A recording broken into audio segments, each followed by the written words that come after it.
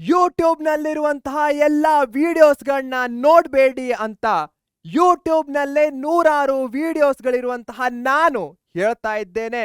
ಯಾಕೆ ಈ ರೀತಿ ಹೇಳ್ತಾ ಇದ್ದೇನೆ?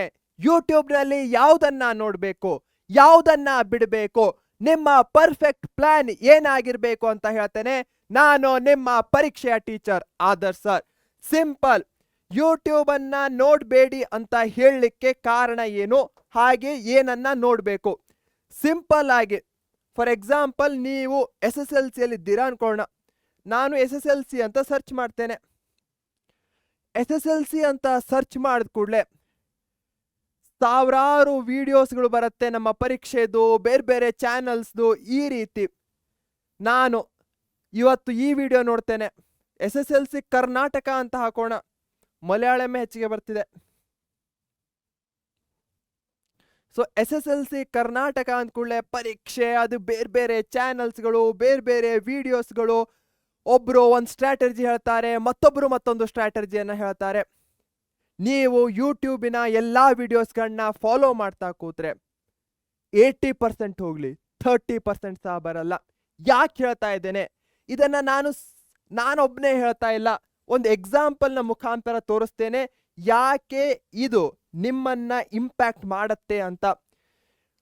ಸುಮ್ಮನೆ ಒಂದು ಪೆನ್ನನ್ನು ತೆಗೆದುಕೊಳ್ತೇನೆ. ಈಗ ಯೂಟ್ಯೂಬ್ನಲ್ಲಿ ನಾನು SSLC ಅಲ್ಲಿ ಚೆಕ್ ಮಾಡಿದ್ರೆ ಅಟ್ಲೀಸ್ಟ್ 10 ಚಾನಲ್ಸ್ಗಳಾದರೂ ಸಿಗತ್ತೆ. ಈ 10 ಚಾನಲ್ಸ್ಗಳಲ್ಲಿ ಪ್ರತಿ ಚಾನಲ್ನಲ್ಲೂ ದಿನಕ್ಕೆ ಅಟ್ಲೀಸ್ಟ್ 3 to 4 ವಿಡಿಯೋಸ್ ಆದರೂ ಬರ್ತಾ ಇರತ್ತೆ, ಲೈವ್ಸ್ಗಳಿರತ್ತೆ. ಫಾರ್ ಎಕ್ಸಾಂಪಲ್ 10 ಚಾನಲ್ ಬಿಡೋಣ, ನಮ್ಮ ಹತ್ರ 3 ಚಾನಲ್ ಇದೆ ಅನ್ಕೋಣ.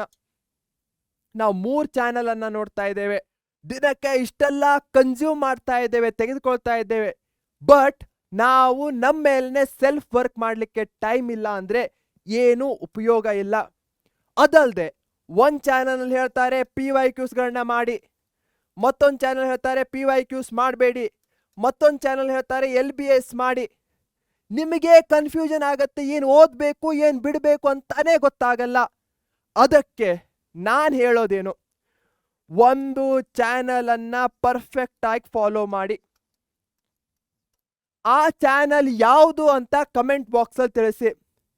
ನಾನು ಖಂಡಿತವಾಗಿಯೂ ಹೇಳಲ್ಲ ಪರೀಕ್ಷೆ ಚಾನಲ್ ಅನ್ನೇ ಫಾಲೋ ಮಾಡಿ ಅಂತ. ಯಾಕಂದ್ರೆ ಇಲ್ಲಿ ತನಕ ಯಾವುದೋ ಚಾನಲ್ ಅನ್ನ ಫಾಲೋ ಮಾಡ್ತಾ ಇರ್ತೀರಾ, ಅದರಿಂದ ನಿಮಗೆ ನೀವು ಒಳ್ಳೆ ಪೊಸಿಷನ್ದಲ್ಲಿದ್ದರೆ ಅರ್ಥ ಆಗ್ತಾ ಇದ್ರೆ ಅದನ್ನೇ ಫಾಲೋ ಮಾಡಿ. ಬಟ್ ಪರೀಕ್ಷೆ ಚಾನಲ್ ಅನ್ನ ಫಾಲೋ ಮಾಡ್ತಾ ಇದ್ದೀರಾ, ನಾನಿದ್ದೇನೆ, ಹೀಗಾಗಿ ನಿಮ್ಮನ್ನ ಕಂಪ್ಲೀಟ್ ಗೈಡ್ ಮಾಡುವಂತಹ ಕೆಲಸ ನನ್ನದಾಗತ್ತೆ. ಹೀಗಾಗಿ ಎಲ್ಲರೂ ಕಮೆಂಟಲ್ಲಿ ಯಾವ ಒಂದು ಯೂಟ್ಯೂಬ್ ಚಾನಲ್ ಅನ್ನ ನೀವು ಫಾಲೋ ಮಾಡ್ತೀರಾ ಅಂತ ತಿಳಿಸಿ. ನಾನು ಹೇಳಿರೋ ಹಾಗೆ ಪರೀಕ್ಷೆನೇ ಆಗಿರಬೇಕು ಅಂತ ಇಲ್ಲ, ನಿಮ್ಗೆ ಯಾವುದು ಖುಷಿಯನ್ನ ಕೊಡುತ್ತೋ, ಯಾವುದ್ರ ನೀವು ಕಲಿತಾ ಇದ್ದೀರೋ ಅದನ್ನ ಹೇಳಿ. ನೆಕ್ಸ್ಟ್, ಆ ಚಾನಲ್ ಅನ್ನ ಫಿಕ್ಸ್ ಮಾಡ್ಕೊಳ್ಳಿ. ಅದಾದ್ಮೇಲೆ ಫಾರ್ ಎಕ್ಸಾಂಪಲ್ ನಾನು ಪರೀಕ್ಷೆ ಚಾನಲ್ ಅನ್ನ ಫಾಲೋ ಮಾಡ್ತೇನೆ. ಪರೀಕ್ಷೆ ಚಾನಲ್ ಅನ್ನ ಫಾಲೋ ಮಾಡ್ತೇನೆ ಅಂದ್ರೆ ಅದರ ಹಿಸ್ಟ್ರಿ ಏನಿದೆ, ಎಷ್ಟು ಜನ ಸಬ್ಸ್ಕ್ರೈಬರ್ಸ್, ಫಾರ್ ಎಕ್ಸಾಂಪಲ್ ಇದ್ರದ್ದು ನಮ್ಮ SSLC 2.75 lakh ಪ್ಲಸ್ ಸಬ್ಸ್ಕ್ರೈಬರ್ಸ್ ಇದ್ದಾರೆ, ಎಷ್ಟು ವಿಡಿಯೋಸ್ಗಳಿದೆ, ಎಷ್ಟು ವರ್ಷದಿಂದಿದ್ದಾರೆ ಎಲ್ಲವನ್ನೂ ನೋಡಿ. ಎಷ್ಟು ಟಾಪರ್ಸ್ಗಳನ್ನ ಕೊಟ್ಟಿದ್ದಾರೆ, ಅವರು ಲೈವ್ಸ್ಗಳಲ್ಲಿ ಹೇಗೆ ಕ್ಲಾಸಸ್ಗಳನ್ನ ಮಾಡ್ತಾರೆ, ಆ ಟೀಚರ್ಸ್ಗಳು ಹೇಗಿದ್ದಾರೆ. ಅದಾದ್ಮೇಲೆ ಆ ಒಂದು ಚಾನಲನ್ನು ಫಿಕ್ಸ್ ಮಾಡ್ಕೊಳ್ಳಿ. ಯಾಕಂದ್ರೆ ನೀವು ಕರೆಕ್ಟ್ ಆಗಿರುವಂತಹ ಚಾನಲ್ ಅನ್ನ ಫಿಕ್ಸ್ ಮಾಡ್ಕೊಳ್ಳೋದು ಇಂಪಾರ್ಟೆಂಟು. ಪರೀಕ್ಷೆ ಬಗ್ಗೆ ನಾನೇನಾದ್ರೂ ವಿದ್ಯಾರ್ಥಿ ಇದ್ರೆ ಒಂದ್ಸಲ ಯೋಚಿಸೋದು ಇಲ್ಲ, ಅದನ್ನೇ ಸಿಲೆಕ್ಟ್ ಮಾಡ್ತಾನೆ. ಯಾಕಂದ್ರೆ ಫಸ್ಟ್ 2,75,000 ಮಕ್ಕಳು ಅದನ್ನು ನಂಬ್ತಾ ಇದ್ದಾರೆ. ಅವರ ಪ್ರಥಮ ಬ್ಯಾಚ್ನಲ್ಲಿ ಆಲ್ಮೋಸ್ಟ್ 1000 ಮಕ್ಕಳು ಇದ್ದಾರೆ. 3 ಇಯರ್ಸ್ಗಳಿಂದ ಸ್ಟೇಟ್ ಟಾಪರ್ಸ್ಗಳನ್ನ ಕೊಡ್ತಾ ಇದ್ದಾರೆ. ಲಾಸ್ಟ್ ಇಯರ್ 620 ಪ್ಲಸ್ ಅದೆಷ್ಟೋ ಮಕ್ಕಳು ತೆಗೆದುಕೊಂಡಿದ್ದಾರೆ. ಡೈಲಿ ಕಾಂಟೆಂಟ್ಗಳನ್ನ ಕೊಡ್ತಾರೆ, ಲೈವ್ಸ್ಗಳನ್ನ, ವಿಡಿಯೋಸ್ಗಳನ್ನ, ಶಾರ್ಟ್ಸ್ಗಳನ್ನ, ಸ್ಟೂಡೆಂಟ್ಸ್ಗಳನ್ನ ಮೋಟಿವೇಟ್ ಮಾಡ್ತಾರೆ. ಅಷ್ಟೇ ಬೇಕಾಗಿರುವಂತಹದ್ದು. ನನ್ನ SSLC ಜರ್ನಿಗೆ ಒನ್ ಸ್ಟಾಪ್ ಸೊಲ್ಯೂಷನ್ ಇದೆ ಅಂದ್ರೆ ಅದು ಪರೀಕ್ಷೆ ಆಗತ್ತೆ. ನೀವು ಬೇರೆ ಚಾನಲ್ನು ಅದೇ ರೀತಿ ಇದೆ ಅನ್ಸಿದ್ರೆ ಅದನ್ನು ಫಾಲೋ ಮಾಡಿ, ಡೆಫಿನೆಟ್ಲಿ ಮಾಡಬೇಡಿ ಅಂತ ಹೇಳಲ್ಲ. ಬಟ್ ಒಂದನ್ನ ಫಿಕ್ಸ್ ಮಾಡ್ಕೊಳ್ಳಿ. ಫಿಕ್ಸ್ ಮಾಡ್ಕೊಳ್ಳೋಕ್ಕಿಂತ ಮುಂಚೆ ಯಾಕೆ ಫಾಲೋ ಮಾಡ್ತಾ ಇದ್ದೀನಿ ಅಂತ ನೀವು ನಿಮ್ಮ ಮೈಂಡ್ನಲ್ಲಿ ಗಟ್ಟಿ ಮಾಡ್ಕೊಳ್ಬೇಕು. ಇಲ್ಲಿ ತನಕ ಅಂಡರ್ಸ್ಟ್ಯಾಂಡ್ ಆಗ್ತಾ ಇದ್ರೆ ವಿಡಿಯೋವನ್ನ ಲೈಕ್ ಮಾಡಿ. ಯಾಕೆ ಲೈಕ್ ಮಾಡಿ ಅಂತ ಹೇಳ್ತಾ ಇದ್ದೇನೆ, ಇದರಿಂದ ನನಗೂ ಸಹ ಅರ್ಥ ಆಗತ್ತೆ ಯು ಆರ್ ವಿತ್ ಮೀ ಅಂತ. ಯಾರೂ ನನ್ನ ಮುಂದೆ ಇಲ್ಲ, ಹೀಗಾಗಿ ನಿಮ್ಮನ್ನ ಮಾತನಾಡಿಸುವಂತಹ ಏಕೈಕ ಮಾಧ್ಯಮ ಲೈಕ್ಸ್ಗಳು, ಕಮೆಂಟ್ಸ್ಗಳು. ಅದಕ್ಕೋಸ್ಕರ ಆದಷ್ಟು ಇವುಗಳನ್ನ ಮಾಡಿ. ಹಾಗೆ ಇಂತಹ ವಿಡಿಯೋ ಬಹಳಷ್ಟು ಮಕ್ಕಳಿಗೆ ತಲುಪುತ್ತೆ. ಇಲ್ಲಿ ನಾನು ಪರೀಕ್ಷೆಯ ಪ್ರಮೋಷನ್ ಮಾಡ್ತಾ ಇಲ್ಲ, ಇಲ್ಲಿ ಯಾವ ವಿದ್ಯಾರ್ಥಿ ಹೇಗೆ ಎಡುತ್ತಾನೆ ಅಂತ ಹೇಳ್ತಾ ಇದ್ದೇನೆ. ಹೋದ ವರ್ಷ ಒಂದು ಮಗು ಫಸ್ಟ್ 6 months ಒಂದು ಚಾನಲ್ ಅನ್ನ ಫಾಲೋ ಮಾಡ್ತು.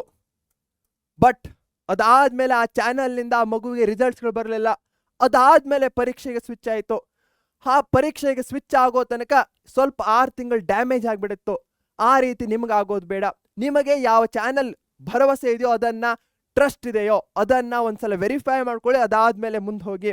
ಹಾಗೆ ಟೀಚರ್ಸ್ಗಳು ಹೇಗಿದ್ದಾರೆ, ಅವರು ನಮ್ಮ ಡೌಟ್ಸ್ಗಳನ್ನ ಸಾಲ್ವ್ ಮಾಡ್ತಾರೋ ಇಲ್ವೋ, ಫ್ರೆಂಡ್ಲಿ ಆಗಿದ್ದಾರಿಲ್ವೋ, ನನ್ನ ಯಾವುದೇ ಡೌಟ್ಸ್ಗಳನ್ನ ಅವರು ಸಿಲ್ಲಿ ಅಂತ ತೆಗೆದು ಹಾಕಲ್ಲ ಅಲ್ಲ, ಟೀಚರ್ಸ್ಗಳಿಗೆ ಆಕ್ಚುಯಲ್ ಕಾನ್ಸೆಪ್ಟ್ಸ್ ಗೊತ್ತಿದೆಯೋ ಇಲ್ವೋ, ಇವುಗಳನ್ನ ನೀವು ಅರ್ಥ ಮಾಡ್ಕೊಳ್ಬೇಕಾಗತ್ತೆ. ಅವ್ರು ಹೇಗೆ ಟೀಚಿಂಗ್ ಮಾಡ್ತಾರೆ ಅದರಿಂದ ತಿಳ್ಕೊಳ್ಬಹುದು. ಪರೀಕ್ಷೆಯಲ್ಲಿರುವಂತಹ ಎಲ್ಲಾ ಟೀಚರ್ಸ್ಗಳು 3+ years ಎಕ್ಸ್ಪೀರಿಯನ್ಸ್ ಅನ್ನ ಹೊಂದಿದ್ದಾರೆ. ಅಂಡ್ ಆಸ್ ಅ ಸ್ಟೂಡೆಂಟ್ ನಾನು ನೋಡೋದಾದ್ರೆ ಡೆಫಿನೆಟ್ಲಿ ಐ ವುಡ್ ಸೇ ಪರೀಕ್ಷೆ ಇಸ್ ದ ಬೆಸ್ಟ್. ಬಟ್ ನಾನು ಈ ಸ್ಟೆಪ್ ಅನ್ನ ನಿಮಗೆ ಬಿಡ್ತೇನೆ, ನೀವೇ ವೆರಿಫೈ ಮಾಡ್ಕೊಳ್ಳಿ. ಹಾಗೆ ನೀವೇನಾದ್ರೂ ನಾನು 2 ಚಾನಲ್ಸ್ಗಳನ್ನ ಫಾಲೋ ಮಾಡ್ತೇನೆ, 3 ಚಾನಲ್ಸ್ಗಳನ್ನ ಫಾಲೋ ಮಾಡ್ತೇನೆ ಅಂದ್ರೆ ಆಗಲ್ಲ ಮಗು. ಯಾಕೆ ಹೇಳ್ತಾ ಇದ್ದೇನೆ, ಯಾಕಂದ್ರೆ ಒಂದೊಂದು ಚಾನಲ್ನಲ್ಲಿ ಒಂದೊಂದ್ಸಲ ಸೀರೀಸ್ ಆಗಿ ಮ್ಯಾರಥಾನ್ಸ್ಗಳಾಗ್ತಾ ಇರುತ್ತೆ, ಸೀರೀಸ್ ಆಗಿ 1 shotsಗಳು ಆಗ್ತಾ ಇರುತ್ತೆ. ಹೀಗಾಗಿ ಒಂದು ಚಾನಲ್ನ ಫಾಲೋ ಮಾಡಿದ್ರೆ ನಿಮಗೆ ಕಂಪ್ಲೀಟ್ ಆಗಿ ಎಲ್ಲವೂ ಸಹ ಸಿಗತ್ತೆ. ಇಲ್ಲ ಅಂದ್ರೆ ಇಲ್ಲೊಂದು ಕಲಿತೀರಾ, ಇಲ್ಲಿ ಬಂದ್ರೆ ಅದನ್ನ ಮಿಸ್ ಮಾಡ್ಕೊಳ್ತೀರಾ. ಆ ರೀತಿ ಆಗೋದು ಬೇಡ. ಒಂದು ಚಾನಲಲ್ಲಿದ್ದರೆ ಕಂಪ್ಲೀಟ್ ಆಗಿ ಎಲ್ಲವೂ ಸಹ ಸಿಗತ್ತೆ. ಹಾಗಾದ್ರೆ ಇಲ್ಲಿ ತನಕ ಮಕ್ಕಳಿಗೆ ನಾನು ಏನು ಹೇಳ್ತಾ ಇದ್ದೀನಿ ಅಂತ ಅರ್ಥ ಆಗಿದೆ ಅನ್ಕೊಳ್ತೇನೆ. ಎಲ್ಲ ಚಾನಲ್ಸ್ಗಳನ್ನ ಫಾಲೋ ಮಾಡೋ ಅವಶ್ಯಕತೆ ಇಲ್ಲ. 3-4 ಚಾನಲ್ಸ್ಗಳನ್ನ ಫಾಲೋ ಮಾಡಿ ಎಲ್ಲ ವಿಡಿಯೋಸ್ಗಳನ್ನ ನೋಡೋ ಅವಶ್ಯಕತೆ ಇಲ್ಲ. ಒಂದು ಮಾತಿದೆ. ಏನು ಮಾತಿದೆ, ನನ್ನ ರಿಮೋಟ್ ಎಲ್ಲೋಯ್ತು, ಇಲ್ಲಿ